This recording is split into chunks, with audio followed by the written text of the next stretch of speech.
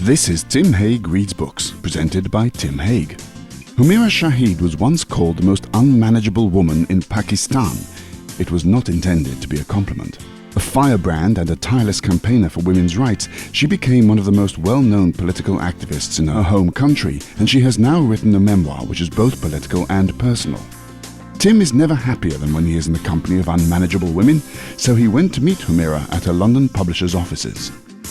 This is Tim Hague Reads Books, and today's book is Devotion and Defiance by Humaira Shahid.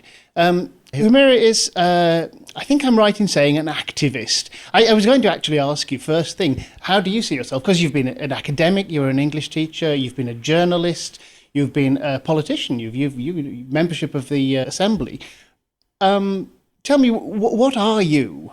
How should we think of Humaira Shahid? I am an activist by every definition, and that's how I see myself. I happen to end up in positions, both in journalism, in politics, and academia, but what has really concerned me always is what is the rights of other people, our freedom, and then to speak up and stand up for that.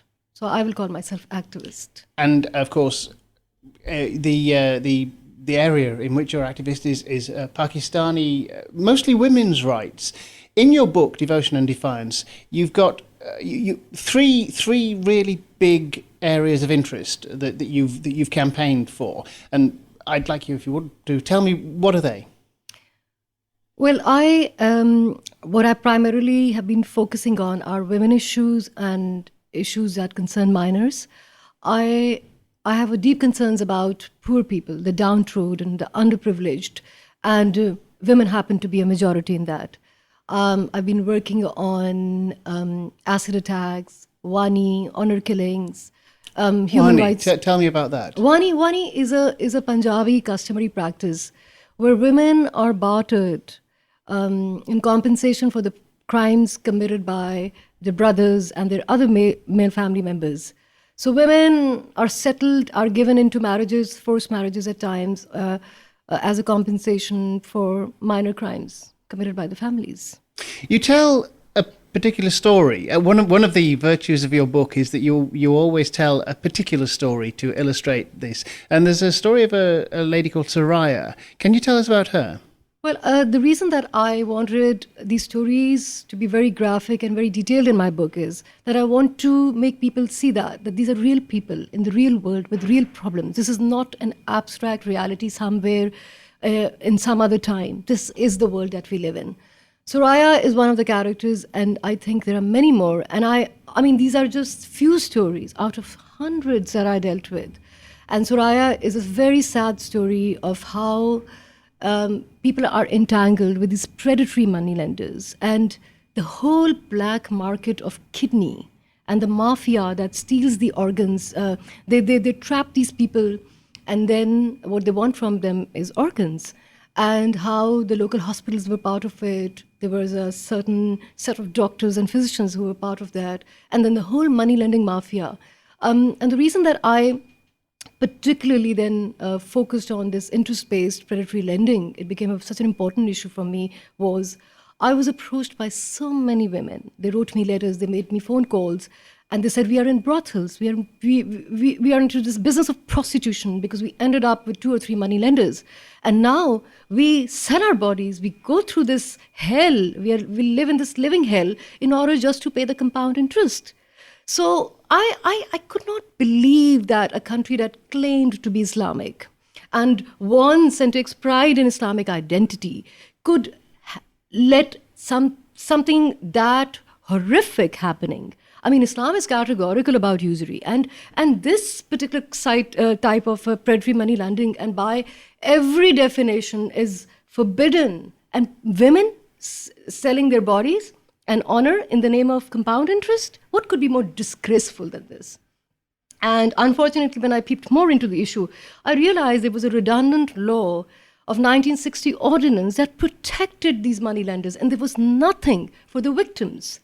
And then the more I probed into the matter, I realized that a lot of criminal activity in Punjab had its root in the money lending mafia, because this money lending mafia was a source of raising money, which then was, poured into gambling, into prostitution, into brothels and weapons and drugs. So I was honestly not dealing with people who had an ideological difference with me. I was dealing with people who were part of the criminal mafia.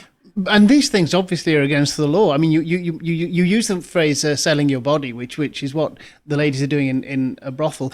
This lady, Soraya, sold a part of her body. She had to sell a kidney. Yes, and there were many more stories. There were women who were taken into forced marriages. There were boys who got killed because of that. There were families who lost their lands and crops, and they lost their homes. They were thrown out of their cities, and women were taken into subjugation because of this. I mean, those money lenders had.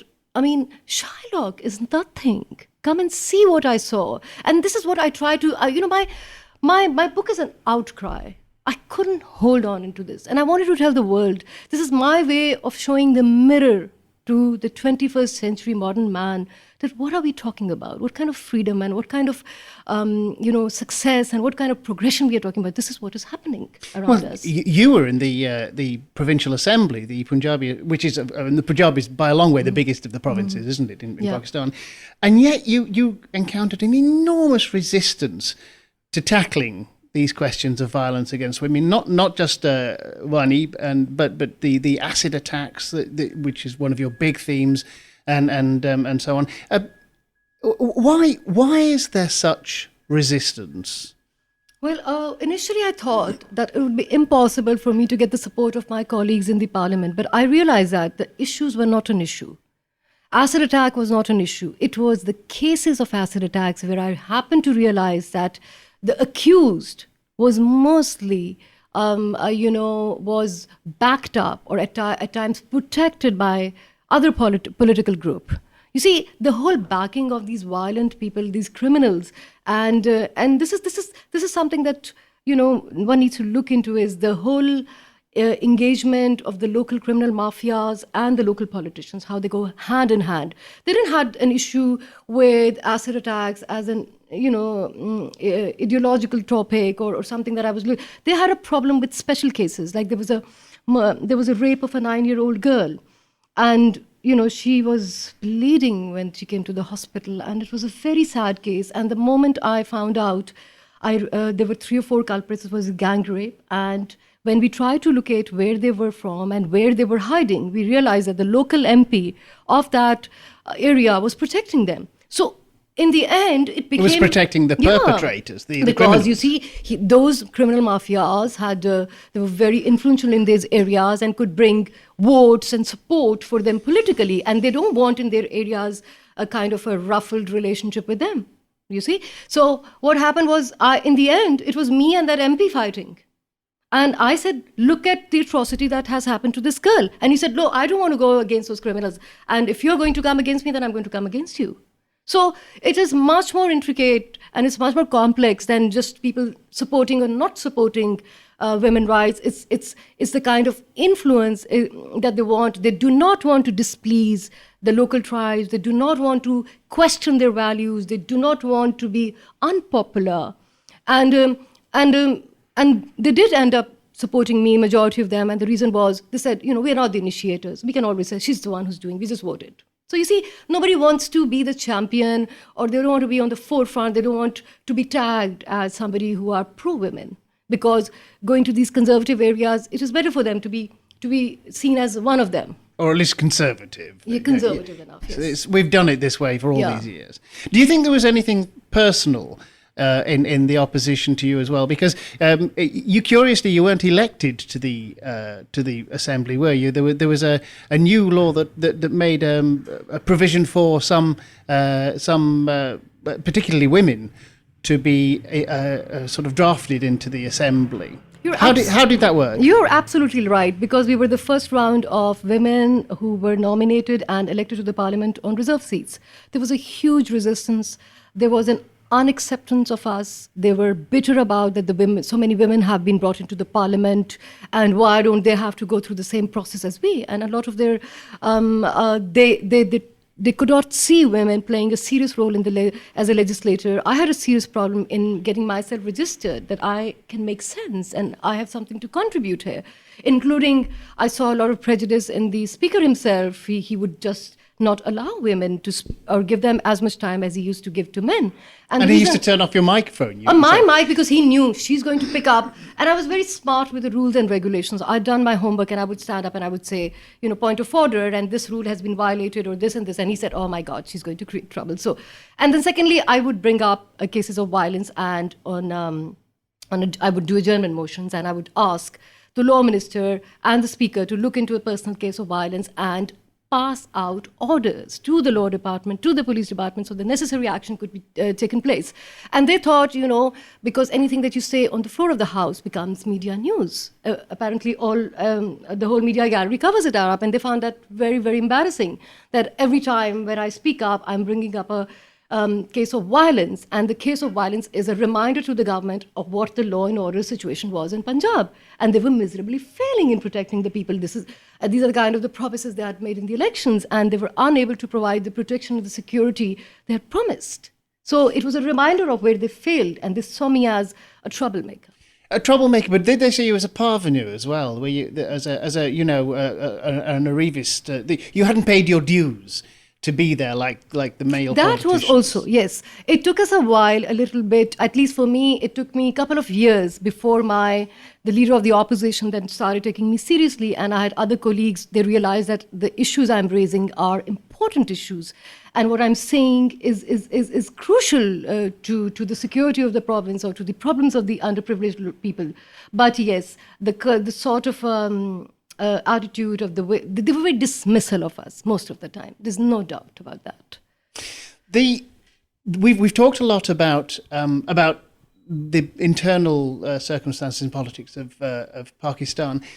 I want to ask you how frustrated you are about the image that Pakistan has abroad. I imagine everybody's asked you about Malala, the girl who was shot by the Taliban. And I think I've heard you say that you have mixed feelings about the way she's regarded in the West. Yes, I have a problem with how media carries Pakistani figures. Malala is definitely somebody who's been through a lot. She went through a very violent experience. My sympathy, my compassion is always with the victims.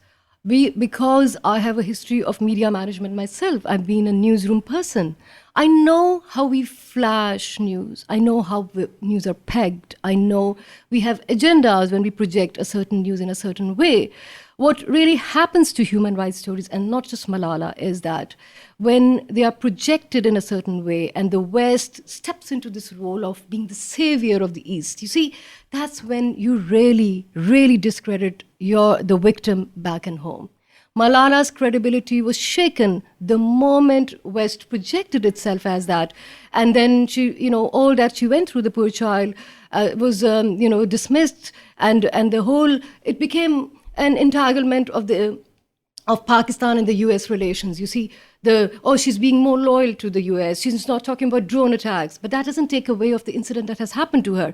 And then the US media was more attacking Pakistan and then branding Pakistan as, every other man is a Taliban and the whole country's full of Taliban. Pakistan has so many voices. There are moderate voices, there are voices of dissent, there are extremist voices, there are educated people, there are liberal women, there are conservative women. It's a land of paradox like anybody else. So, and majority of us, we hate Tehreek-e-Taliban Pakistan. We have suffered, we have paid the price of a war on terror. Nobody else. Americans, yes, but after us. We have paid with our sweat and with our blood, and we have no security left in our home, and we are tired of this war. We have suffered economically. We have suffered in our international relations. We have suffered, we've lost the citizens of Pakistan, and we are done with Taliban. We don't want this to continue. And when majority of us who hate Taliban and the extremists more than the West does, and when the whole country is branded as an extremist country, it's very sad. It hurts us. It's a very, of course, it's a very political book, but it's a very touching book as well as the cases of victims that you describe. And by the way, one of the things I like is that you don't only present the ones where there's a happy ending. Sometimes, the victim dies and you're left with a feeling of frustration and the sense that you haven't achieved what you would have liked to achieve for that particular victim. But there's also your personal story, which for me actually was the most engaging part of the book as well. You had a marvelously privileged upbringing, but of course you also had a series of personal tragedies and difficulties to get through. What I want to bring you to is your religion. You say that the death of your uncle, because he was murdered, not for political reasons, but he was just murdered in a criminal event, that turned you to Allah. But then you lost a baby, and that turned you away from Allah. Why would similar sorts of experiences have such a different effect on you? Well, I think I was going through growth. My spiritual growth has different phases. When I was young, I responded in a different way. The death and the murder of my uncle was one of the biggest reminders for me that we are mortal.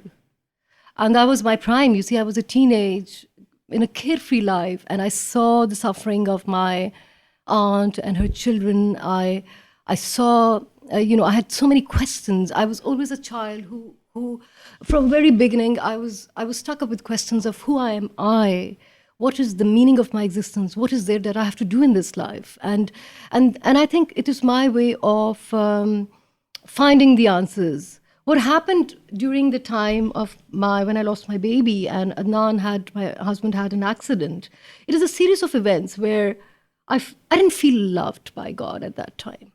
I was evolving into a relationship. And then for the coming years, I denied God. I denied the spiritual side of myself. And I had everything, and I could not fill up that void. So I think it was one phase of my life where I went through this dark times. And it wasn't just God. I abandoned a lot of things. I just got disconnected with everything that was around me. And maybe I could not contextualize my pain. Maybe I could not contextualize my loss, but it was something. And then it all came back. And my idea of God is different from how dogmatic religions are. It's the idea of loving God and the idea of God not being an abstract notion, but something real, something His presence can be felt, and you feel that you have a connection with divinity and you have a significance in this universe. So it's a very spiritual dimension, and I think we all go through these phases of ups and downs, and finally we reconcile to a side of myself. I think knowing yourself is knowing God, as they say. And I had to know myself, my weakness, my limitations, of what I felt and how meaningful it is all for me. Do you then find frustration with the Western attitude to Islam as well? Because this is a big issue at the moment. It's as big an issue as there is in the world, isn't it? And the Western feelings are confused but ungenerous. Well, it does concern me, and my experience at Harvard is when I did actually come across, and I realized that a lot of my talks were about my personal journey and my spiritual journey, and people were so interested. And I realized that I didn't feel absence of God at all in the West. We have prejudices and we have political definitions of a lot of things. But I see West beyond that. I also see a lot of energy and capacity and a lot of quest for truth. And I think no matter how political we are, everybody has a spiritual dimension. I look up to this world as a spiritual phenomena, and I look up at human life as a spiritual existence. So I have so much love and compassion when I look at West, or even when we both are prejudiced against each other. I have a lot of hope, because this humanness and our ability to connect each other on a human level is the victory. And I've seen that with American women. They were so nice to me. I mean, I had some of my best friends happen to be the people I met my stay at USA.